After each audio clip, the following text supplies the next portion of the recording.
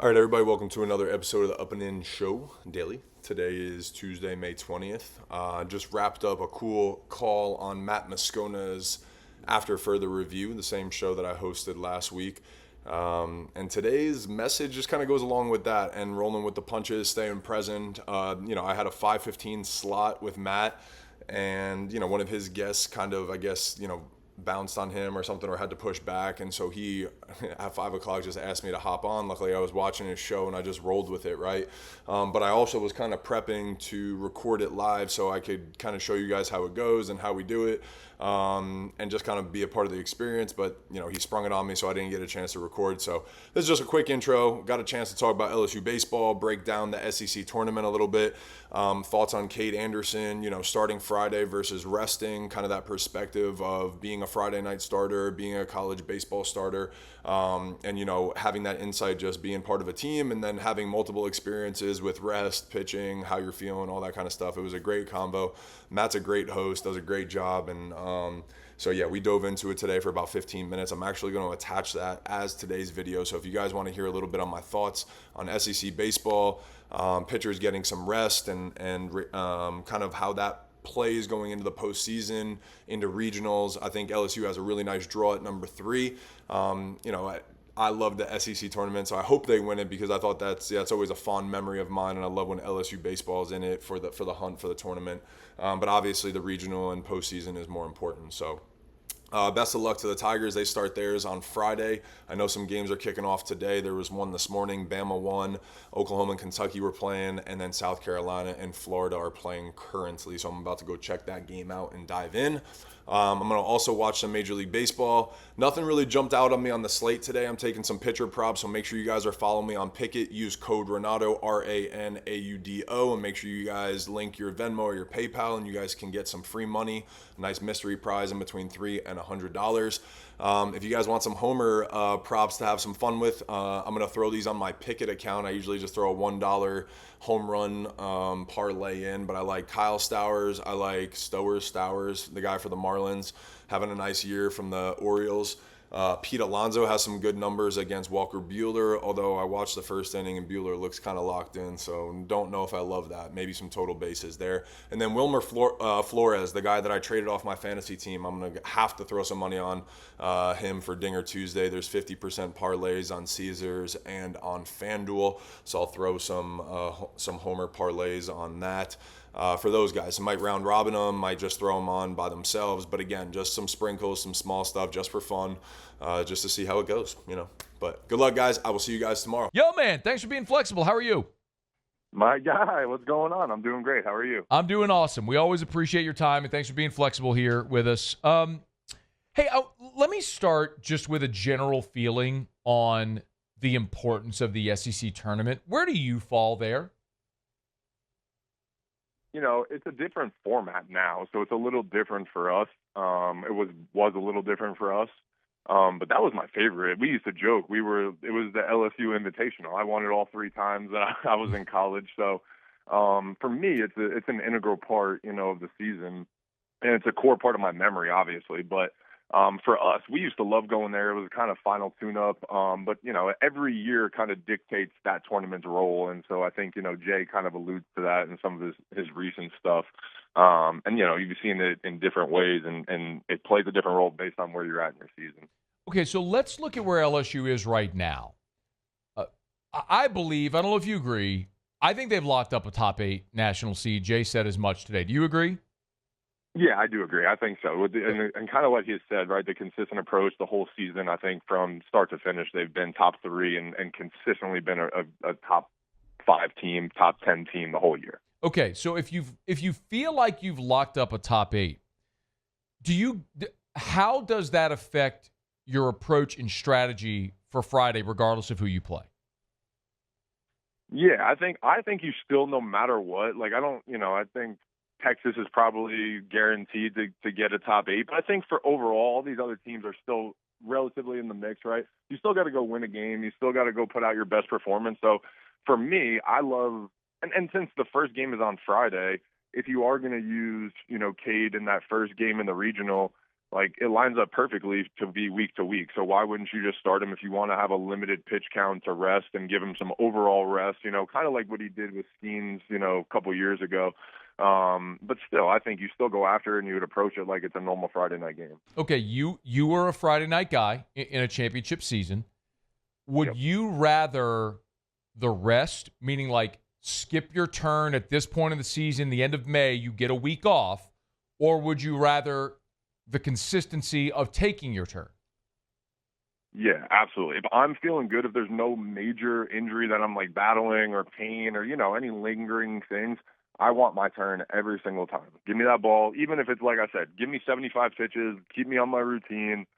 I would feel for him especially if I was in a good groove and I'm having a great year. I want to go out there and for consistency, honestly, like you said, our changeup guys, right? Like that all matters.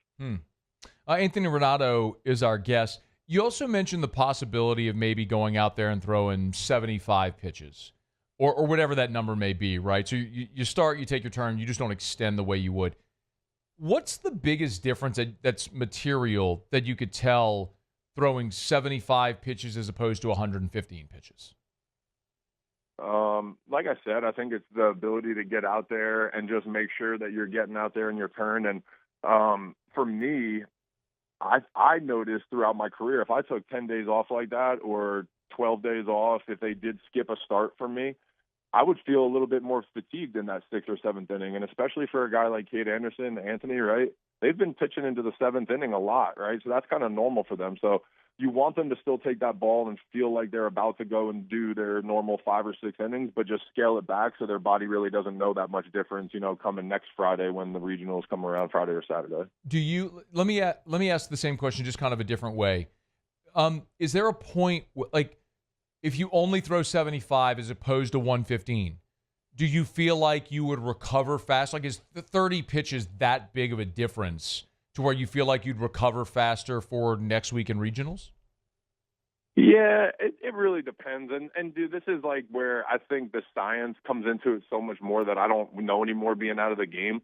When I was playing, like, I really wouldn't know that much of a difference. But nowadays, they might have information, the placebo effect and everything. If they know, hey, yeah, that 30 pitches really does make that much of a difference, they might be like, yeah, I need that 30 pitches. And, I guess, Kade didn't have 100 innings last year. So this is definitely getting into his highest workload. So maybe those 30 pitches for a guy like that really do make a difference, Anthony Ranaudo is our guest, former Tiger ace, of course, member of the 2009 National Championship team.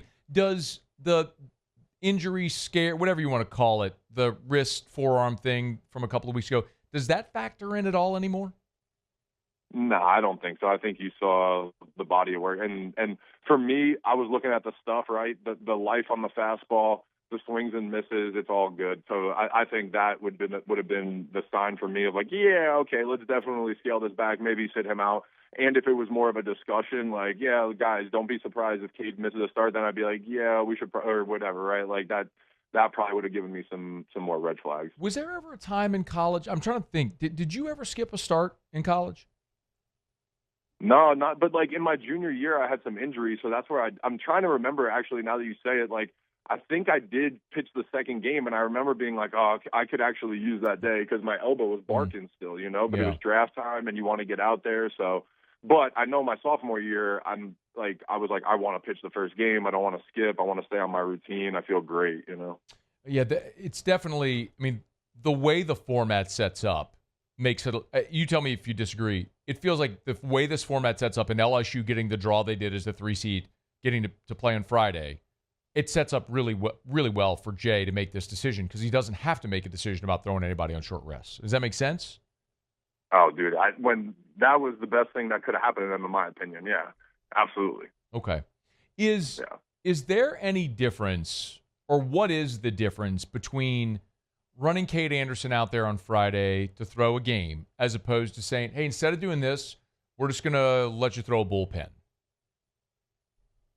Yeah, and especially for a competitor, it just doesn't get you the same way. You're not going to get sore, and you want to just get out there, I think. Like, and I don't know. It just, when you're going well and you're having the year that he is, get him out there. I don't know. I think, and honestly, he seems like the kind of kid, get him out there, let him throw 100 pitches, honestly, for me, right? That's me. But again, I don't have science. It's different, so Jay's obviously going to make the right decision, but yeah, not a bullpen for me. Yeah, sometimes, but Anthony, I mean, I think like you're telling the story here. I mean, it's why I wanted to talk to you. I mean, you have the perspective that like a lot of the audience probably doesn't have to say, what is the difference between 30 pitches, or what is the difference between taking the time off or throwing a bullpen? I mean, it's very revealing. So, I'm kind of sitting here going, all right, hell, let him go throw 115 pitches if he wants to. If he feels good, let him do it. I'm serious. And when it's weird because baseball is so interesting, and even your body too, right? The human body is interesting, and you hear this, and you hear it about Skeens particularly right now in the big leagues, right? And again, this is where it's way over my head with science, and the Pirates have way better information than any of us. But it's really about the stress of the pitches. So there might be a time that you take Skeens out when he has 91 pitches, but he walked 3 or 4 guys, and it's like, all right, yeah, he's got, a shutout going, but he had to battle like hell to get through it. So he's going to be way more sore. There's way more stress on his arm. And other times you throw 105, but you threw 7 1/3 and you sliced through the lineup and you had, 3 guys on base, and those are low stress pitches. You feel like you could go pitch another 5 innings the next day. That is 100% real. Yeah. Too bad that the Pirates haven't used that science to put their lineup together. That'd be nice if they would do that at this point. Let's see if we can use that. They got to figure some other things out to get that guy some wins and get some run support. How brutal is that? Terrible. Hey, what if one more? What if LSU loses Friday and Eyanson doesn't get his turn? What do you do then with him?